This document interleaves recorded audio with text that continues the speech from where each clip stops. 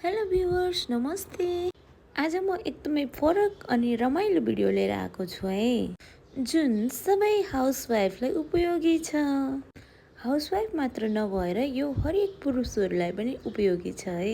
हामी बिहान उठिसकेपछि फेसमा केही न केही त लगाउँछौँ।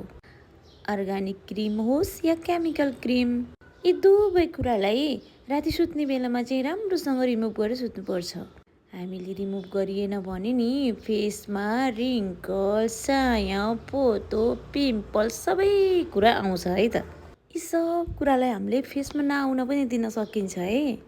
कसरी थाहा छ? फेसमा लगाएको कुराहरूलाई राम्रोसँग क्लिन गरेर। यस, हामीले फेसमा दिनभरि के लगाउँछौँ त्यसलाई राति चाहिँ सफा गरेर सुत्यो भने फेसमा केही आउँदैन। कुनै पनि मोइस्चराइजर लिनुहोस् होइन, भ्यासलिन या मोइस्चराइजर या जे तपाईँसँग मोइस्चराइजर छ त्यो लिनु, अनि त्यसलाई फेसमा राम्रोसँग लगाउने अनि एउटा टिस्यु पेपरले राम्रोसँग पुछ्ने।